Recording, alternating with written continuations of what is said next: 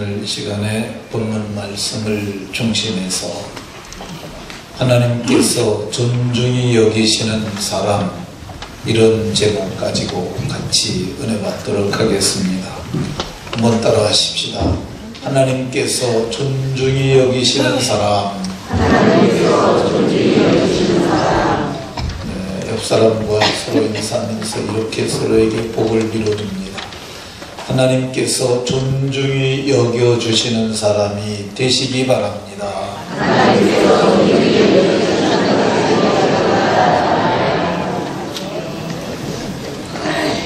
여러분들 모두가 하나님께서 존중히 여겨주시는 복 있는 분들이 다 되시길 예수님 이름으로 축원합니다. 아멘. 믿는 사람들이 인간의 생사 화복이 하나님의 손에 달려 있다고 말합니다. 실제로 누가복음 12장에 보면 하나님께서 사람의 생명을 취할 수도 있고 살릴 수도 있는 권세자임을 말합니다. 오늘 밤에 하나님께서 우리의 영혼을 취하시면 우리는 더 이상 세상에서 생존할 수 없는 존재가 됩니다. 그러니까 생명과 사망이 하나님의 손에 있는 줄로 깨달으시기 바랍니다.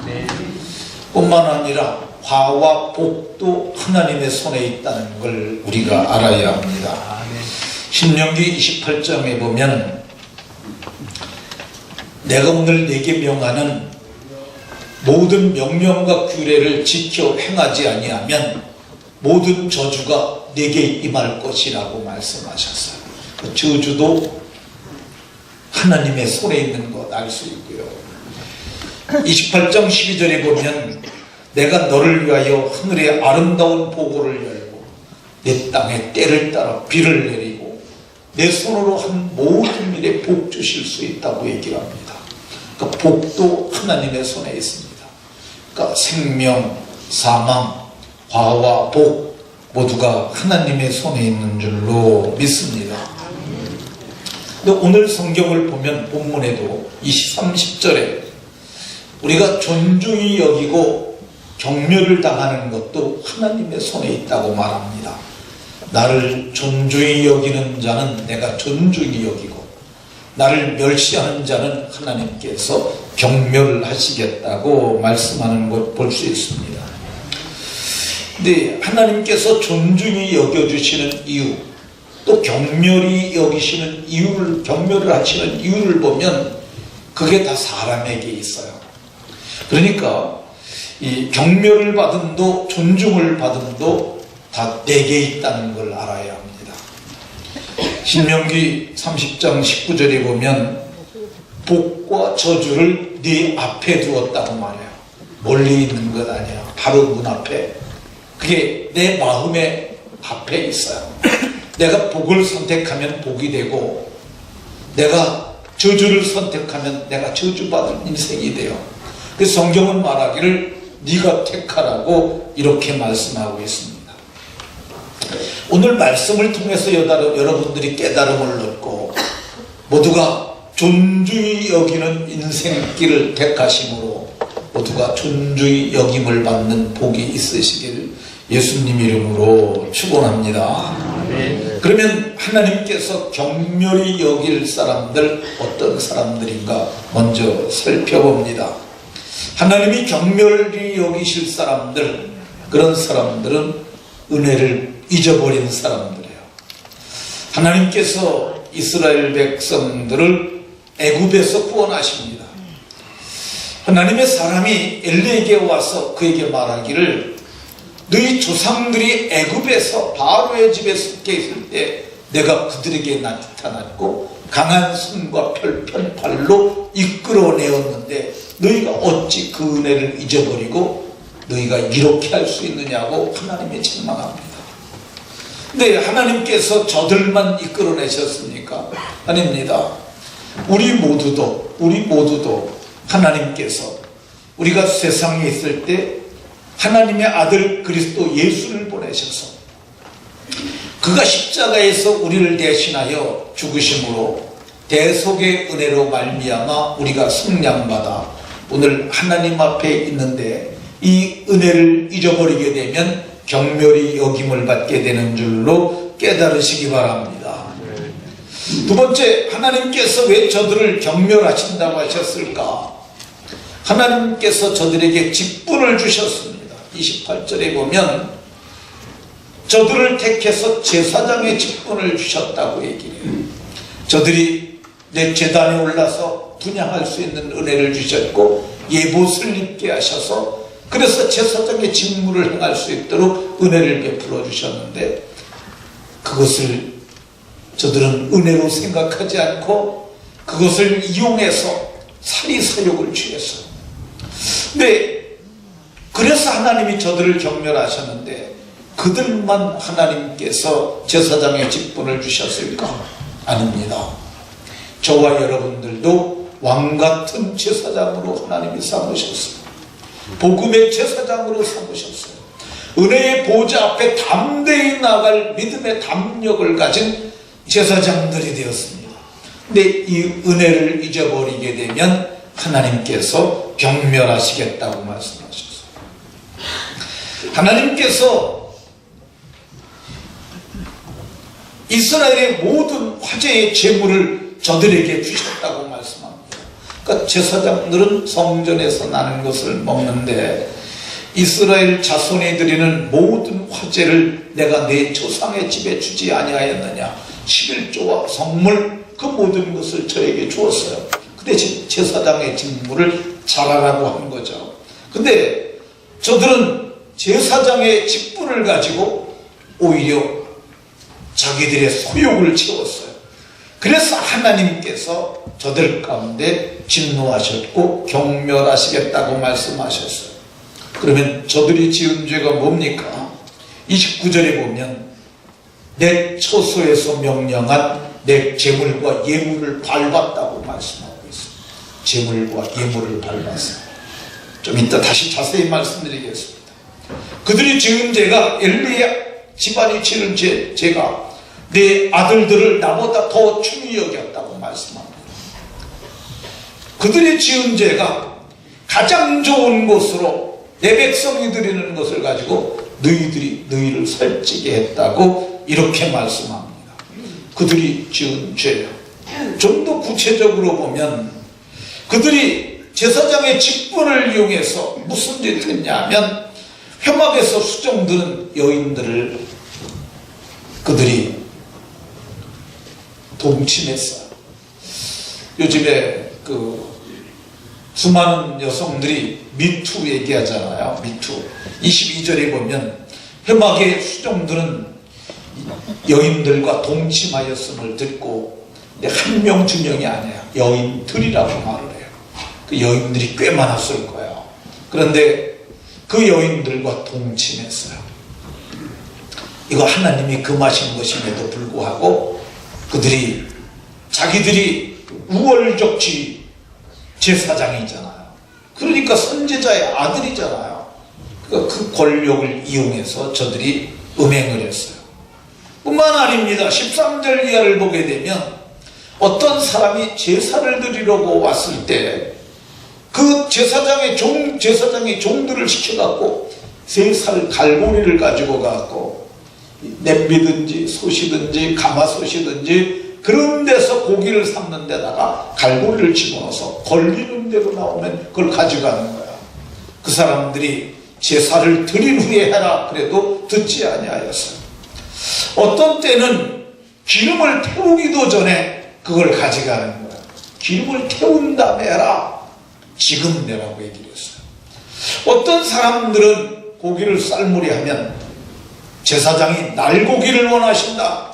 그러니까 지금 내라.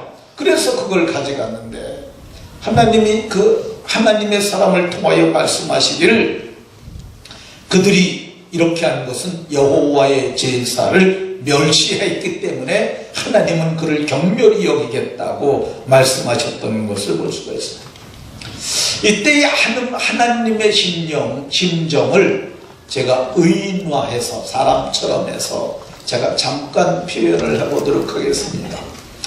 어떤 사람이 이 부자가 됐어요. 자식이 없어요. 그래서 정말 고아 하나를 데려다가 그를 길렀어요. 그리고 그를 공부도 시키고, 그리고 자기가 하던 사업을 하나씩 물려주기 시작을 해서 자기가 늦게 되니까 모든 걸 다 물려줬어요. 그런데 어느 날 자기를 뒷방으로 가라고 그러더니 저녁에 밥상을 보니까 찬밥 한 그릇하고 냉수 한 그릇하고 간장 갖다 주고 찍어 먹으라고 이렇게 했어요. 종들을 시켜서 그렇게 했어요. 그걸 받았을 때 그 아버지 심정이 별로 좋지 않지 않았겠어요. 그래서 그 아들들은 어떻게 먹나가 봤더니 고기 굽는 냄새가 진동하고 자기네들끼리 희희낙낙하면서 좋은 음식을 먹는 거예요. 그때 아버지 심정이 얼마나 어땠겠어요? 제 생각에 이렇게 말해서 죽일 놈들 그러지 않았겠어요? 자기가 힘이 있다면 그 모든 거 다 뺏고 싶은 생각이 될 거죠. 하나님이 지금 그런 거야. 성전, 그리고 성전에 나는 십일조와 성물, 그 모든 것을 다 드렸는데 제단과 제물을 짓밟는 그들을 보고 하나님께서 내가 저들을 경멸하겠다고 말씀하셨어요. 하나님께서 어떻게 경멸하는 거 하신다고 하셨습니까? 31절에 보면 내 집에 노인이 하나도 없게 하는 날이 이르리라. 이 32절에는 내 집에 영원토록 노인이 없을 것이며, 33절에는 내 집에서 태어나는 모든 자들이 젊어서 죽으리라. 집에 노인이 없는 것, 그거 좋게 생각하면 안 됩니다. 노인 늙게 되면은 듣는 것, 말하는 것, 행동하는 것 다 느려지고요. 그런데다가 또 노인이면은 다 대접받는 위치에 있어요. 걸리적거릴 것 같고 귀찮은 생각이 들 수 있습니다. 그런데 집에 노인이 있는 게 복이에요. 오늘 성경을 보면 여러분들 집에 어르신들을 모실 수 있다는 것 기회로 그리고 복으로 하시기를 예수의 이름으로 축원합니다. 실제로 이제 하나님이 그 말씀을 하나님의 사람을 통해서 말씀하신 후에 엘리가 오래지 않아서 죽습니다. 98살에 죽어요.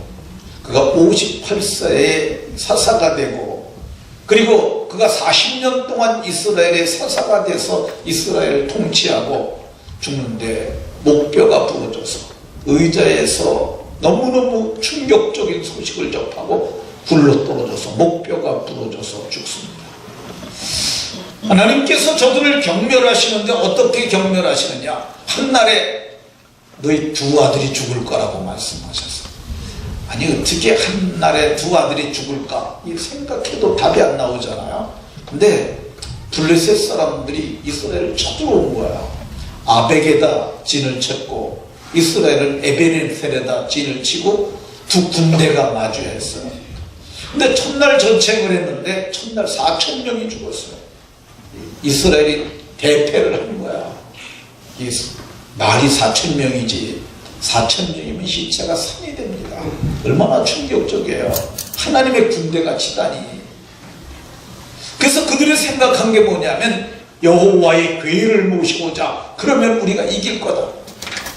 그래서 홈리와 비느하스가 시켜서 여호와의 괴를 제사장들이 갖고 옵니다.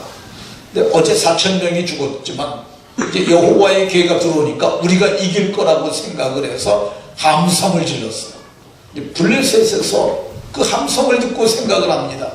아니 어제 이놈들이 4,000명이나 죽었는데 지금 저들이 그 모두가 두려워서 떨고 있어야 하는데 어떻게 저렇게 함성이 일어날 수 있는가? 사람을 보내서 봤어요. 들어봤어요. 그랬더니 법궤가 들어왔다는 얘기를 듣습니다. 근데 그 이야기를 듣던 블레셋 사람들이 야 큰일 났다. 저게 애굽에서부터 애굽을 심판하고 이스라엘이 오면서 백전백승했던 여호와의 괴가 아니냐. 우리는 이제 망한 거라고 얘기를 했어요. 근데 블레셋의 어떤 장군들이 어차피 죽을 거라면 죽기로 한번 남자답게 싸워보자 그랬어요. 근데 그 이튿날 전쟁을 했는데 어떤 일이 일어났냐면 이스라엘이 어제는 4,000명 죽었는데 오늘은 3만 명이 죽었어요. 아주 참혹한 전쟁이 됐어요. 뿐만 아니에요. 저들이 법궤도 뺏겼어요.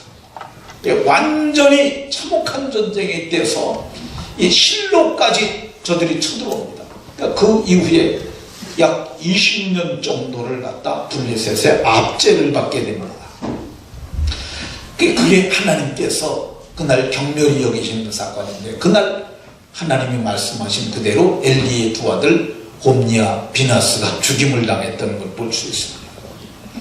하나님께서는 내가 너희를 경멸히 여겨서 내 처소에 혼란을 보게 될 것이라고. 내 처소는 성막이죠, 성막. 그리고 법궤가 하나님의 처소예요. 하나님이 신비하게 그 성막 안에 있는 지성소의 법궤에 신비하게 와 계셨는데, 그 전쟁으로 말미암아 여호와의 궤를 뺏겼어요. 뿐만 아닙니다. 그 전쟁으로 말미암아서 저들이 실로까지 와서 이 성막을 무너뜨렸어요. 그래서 그 성막이 아마도 많이 찢어지고 망가졌던 것 같아요. 그래서 정확한 기록은 없지만은 그것을 기브온에다 갖다가 옮겨 놓습니다. 그래서 기브온에다가 산당으로 그걸 하고 거기에다가 옮겨놨는데, 다윗이 법궤 빼앗긴 지 약 100여 년 만에 법궤를 다시 찾아와요. 기럇여아림에서 매우 올라올 때 그 성막이 많이 훼손됐던 것 같아요.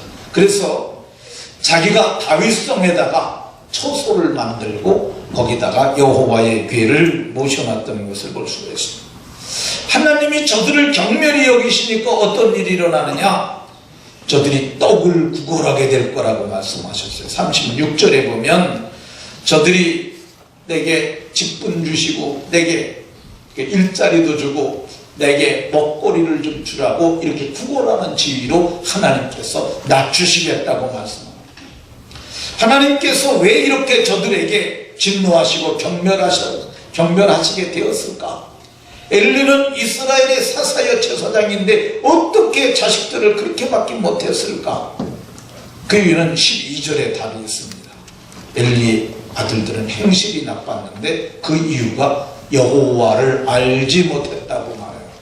이 여호와를 알다라고 하는 말이 이 히브리 말로 루아라는 단어인데, 이게 뭐냐면 내가 너를 알았고, 남자가 그렇게 말하는 거 동침했다는 뜻이에요. 그러니까 하나님을 알지 못했다는 말은 경험적으로 알지 못했다는 거예요. 하나님을 알아요. 제사장의 아들이니까 머리로 압니다. 제사도 집례할 수 있어요. 근데 이건 지적인 지식이에요. 근데 이게 마음으로 깨달아야 되는데, 여기서 이게 여기까지 내려오는데 이걸 못 내려오는 거야. 마음으로 깨닫지 않아, 알지 못했던 거야. 우리의 자식들도 역시 마찬가지입니다. 목사의 자녀들이 믿지 않는 자녀들이 있어요. 그 왜 그런 줄 아십니까? 이 머리로만 알았기 때문에 그래요. 마음으로, 그리고 성령을 체험하지 못했고 성령을 모시지 못했기 때문에 그래요. 우리의 자녀들을 잘못 가르치게 되면 우리의 다음 세대가 이런 일이 일어날 수 있습니다. 성경은 중생의 씻음과 성령의 새롭게 하신 이 은혜가 임해야 된다고 말씀하고 있어요. 거듭나야만 하나님 나라를 볼 수 있고, 거듭나야만 이 영생의 소망을 가진 자녀들이 되고 하나님 앞에 신실하게 할 수 있는데, 그렇지 않으면 우리 자식들이 엘리의 자녀들과 같아질 수 있음을 우리는 깨달아야 합니다. 그러면 하나님께서 존중히 여기는 사람들은 어떤 사람들일까? 성경은 말을, 나를 존중히 여기는 자는 내가 존중히 여기고, 하나님이 나를 존중히 여겨주면 내가 너희를 존중히 여겨주시겠다고 말씀하고 있어요. 그럼 어떻게 우리가 인간이 하나님을 존중하게 여길 수 있을까? 35절에 보면 나를 위하여 충실한 사람. 그러니까 하나님께 충실하면은 하나님께서 나를 존중히 여겨줬다, 인정해 주시겠다는 거예요. 아멘. 충실한 게 어떤 거예요? 충실한 게 충성된 마음이 성도들이 하나님께 충성된 마음을 갖고 신실하게 행하는 거야. 신실하게 행하는 거. 사무엘은 충성된 마음과 신실한 행위를 한 사람이야. 그가 얼마만큼 충성됐냐? 그가 나이 약 12살 정도 되었을 때 그는 이 하나님의 교회가 있는 성전의 전 안에서 누워 있었다고 얘기를 해요. 그리고 하나님의 음성에 신실하게 응답했어요. 그러니까 이게 우리에게 신실함이 굉장히 필요한 거야. 한 사람을 얘기를 하겠습니다. 이거는 실제 있었던 일인데, 경상북도 경산에 경산교회가 있습니다. 근데 그 교회에 한 젊은 사찰 집사 부부가 있었다고 해요. 이 사람들이 얼마나 신실한지, 얼마나 충실한지, 그러니까 교회에 의미 없게 했고, 그 시설 관리하는 거잖아요. 그리고 그 사람이 얼마나 신실했던지 말이나 행동에 조금도 찾잡힐 것이 없도록 참으로 잘했다고 합니다. 그래서 그 교회 성도들이 그래요. 사찰임에도 불구하고 늘 칭찬했대요. 저렇게 좋은 신앙 좋은 집사가 참 듭니다. 근데 그 교회에서 건축을 하게 됐는데 그 사찰 집사가 논 두마지기를 물려받은 게 있었는데, 아버지께 물려받은 논 두마지기를 팔아서 그걸 헌금을 하더래요. 그걸 보고 사람들이 너무 놀랐죠. 왜 그러냐면 사찰 집사는 잠깐 있다 가는 거잖아요. 뭐 계속 거기 있지 않을 수도 있는데 논 두마지기 자기 전 재산인데 그걸 팔아드리더라고요. 사람들이 감동을 받아서 우리도 헌금 좀 하자. 그래갖고 교회도 잘 졌다고 그럽니다. 교회가 완공이 된 후에 그 부부가 담임 목사님 찾아가서 이제 저희는 사찰직을 그만 내려놓으려고 합니다. 왜 그러느냐 그랬더니 제가 신학교를 가서 하나님을 더 잘 섬기려고 합니다. 그래서 이제 그분이 신학교를 갔어요. 그리고 한 10년쯤 지난 후에 그 교회 담임 목사님이 그만 돌아가시게 됐어요. 목사가 필요하잖아요. 그래서 목사 모집 광고를 냈는데 청빙에 응한 사람들이 50명이나 됐다고 해요.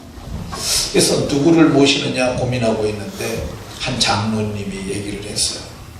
우리 교회에 10년 전에 사찰로 있던 분이 지금 대구의 모 교회의 부목사로 계신다고 그러는데 우리가 그 양반을 지켜봤지 않느냐. 사찰이었지만은 우리가 존경할 만한 그런 마음과 생각과 행실을 하셨던 분이 아니냐. 그분이 그 교회에서도 정말 훌륭하게 사역을 하고 계신다고 그러는데 내 생각에는 자기 재산을 다 드리고 간 그분을 우리 교회에 모시는 게 좋을 것 같다. 한 장로님이 제안을 해서 그 교회에서 그 얘기를 하니까 다들 고개를 끄다고 해서 그럼 한번 모셔보자. 그분이 담임 목사님으로 오시게 되었대요. 근데 그분이 얼마나 충실했던지, 그분이 오신 지 몇 년 만에 그 교회가 한 150명 출석했는데 500여 명 모이는 큰 교회로 성장하였다고 그럽니다. 충실한 게 아주 중요해요. 우리가 하나님 앞에 충실한 거 어떤 거겠습니까? 내가 맡은 일 잘하는 거죠. 저는 충실한 것 중에 가장 먼저 해야 될 게 예배 시간에 일찍 오는 것이라고 생각을 해요. 그러니까 예배 중간에 들어오는 거는 조금쯤 그렇습니다. 그러니까 조금 일찍, 아니 5분만 일찍 해도 5분은 좀 그쵸? 한 10분, 그쵸? 10분 정도 일찍 오는 거 전 좋겠다고 생각해요. 하나님 앞에 예를 갖춰서 절하는 게 예배예요. 예를 갖춰서 이 형식을 갖춰서 경배하는 거예요. 그러니까 이게 늦게 오면 그러잖아요. 그러니까 3층은 참 신실하시는데 4층이 조금 젊은 세대라 좀 늦는 분들이 간혹 있는 것 같은데 다음 주부터는 늦지 말고 다 일찍 나오시기를 주의 이름으로 부탁을 합니다. 자, 하나님을 존중히 여기는 것은 어떻게 하는 거냐? 하나님의 뜻을 행하는 것을 하나님은 내 뜻을 행하면 너희가 나를 존중히 여기는 것으로 알아주겠다. 그래서 하나님은 내 마음, 내 뜻대로 행하는 자를 존중히 여겨주신다고 말씀하세요. 성경을 보면 이 사무엘은 정말 하나님의 뜻대로 행했던 것 같아요. 왜 그러냐면 그 사람의 말이 하나도 땅에 떨어지지 않았다고 그래요. 그가 말하는 것이 이런 거죠. 아기가 없는 사람에게 내년 이맘때 당신에게 아기가 있을 것이요. 그러면 진짜로 아기가 생기는 거야. 이건 정말 대단하지 않습니까? 하나도 땅에 떨어지지 않게 했다고 말씀하세요. 그 이유가 뭐겠어요? 그는 하나님의 뜻을 행했기 때문이라고 생각해요. 하나님 마음, 하나님의 뜻대로 하니까 그 말이 이루어지는 거죠. 사무엘만 그런 것이 아닙니다. 다윗도 하나님이 이새의 아들 다윗을 만났을 때 내 마음에 딱 맞는다고 말씀하셨어요. 그리고 내 뜻을 다 이루게 하리라.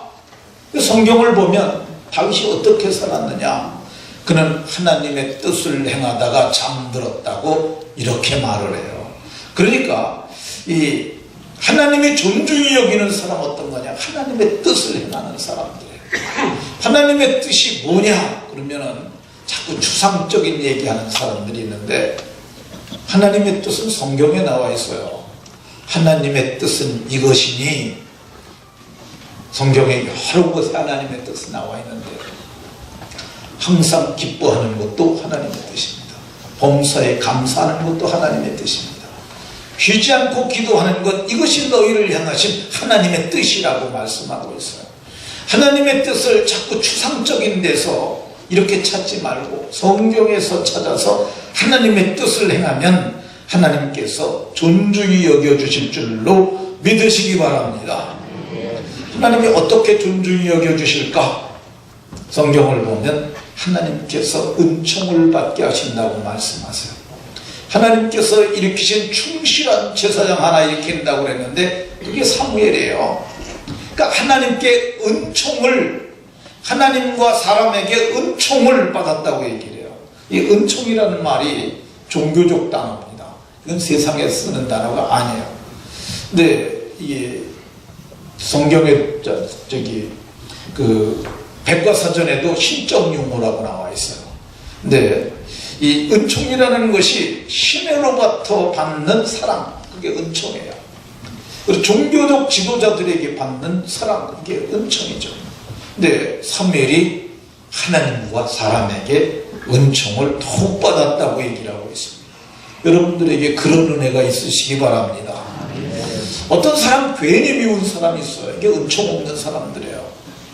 어떤 사람은 정말 주는 것도 없는데도 불구하고 이뻐. 그래서 정말 좀 머리도 쓰다듬어주고, 예수님이 그랬잖아요. 하나님과 사람에게 더욱 사랑스러워 가시더라. 뿐만 아닙니다. 우리의 자녀들도 그래야 해요. 우리의 자녀들이 어디 가든지 사랑받고 귀여움을, 여김을 받는 것, 이게 하나님께서 베푸시는 존중히 여겨주시는 복이에요. 하나님께서 어떻게 존중히 여겨주실까? 좋은 일을 하게 하십니다. 좋은 일, 그러니까 좋은 직분을 받는 거죠. 성경을 보면 하나님께서 사무엘에게 좋은 직분을 주셨는데 그게 어떤 거냐면 선지자의 직분을 주셨어요. 하나님께서 사무엘을 부르십니다. 사무엘아, 사무엘아. 자기는 엘리 제사장이 부른 줄 알고 여호와의 전에 누웠는데 아직 불이 꺼지지 않았어요. 불이 꺼지지 않았으니까 새벽 한 서너 시 정도 됐다고 봐야 돼요. 근데 부르자마자 그가 달려가서 내가 여기 있나이다. 당신이 나를 부르셨기로 내가 여기 있나이다.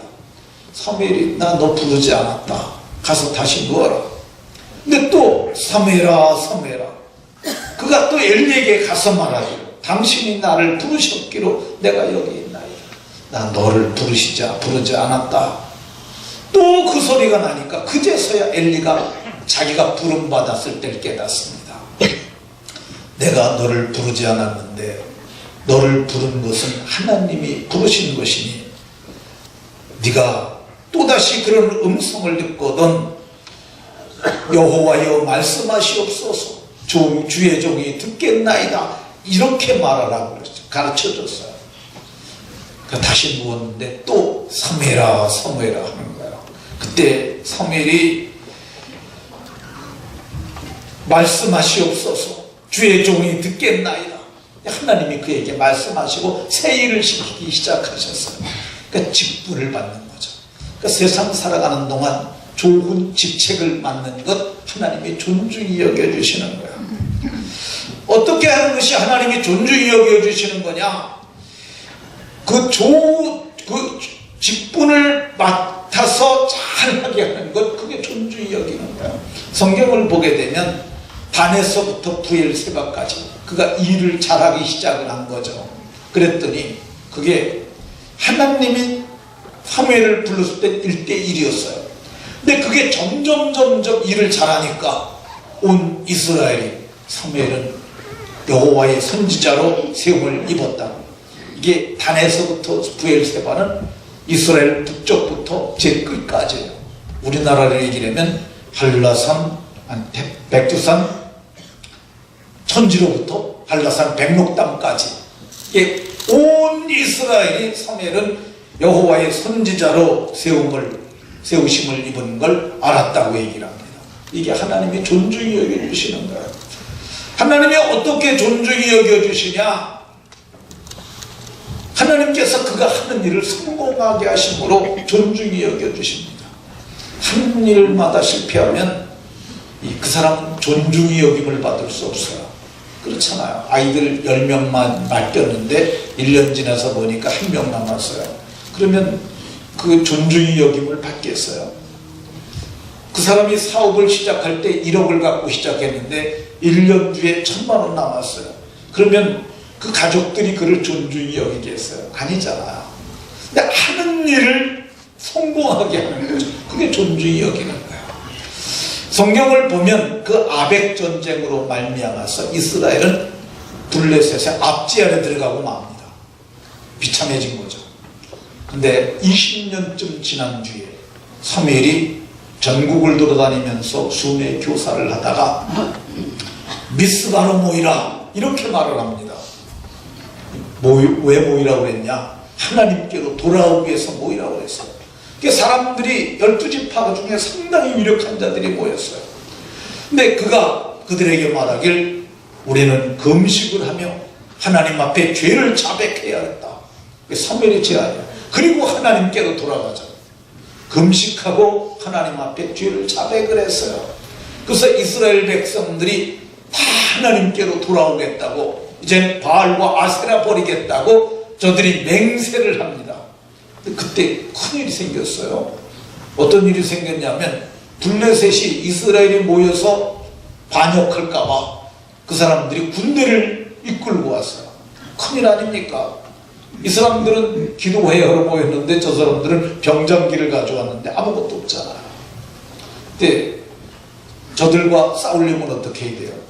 하나는 36개 주량난 치는 게 하나의 방법이겠고, 하나는 우선 밥부터 먹여서 기운 차려야지. 하루를 금식했으니까 밥 먹이고, 그리고 병장기를 허다못해 막대기라도 하나씩 들고 있어야 싸울 거 아니에요.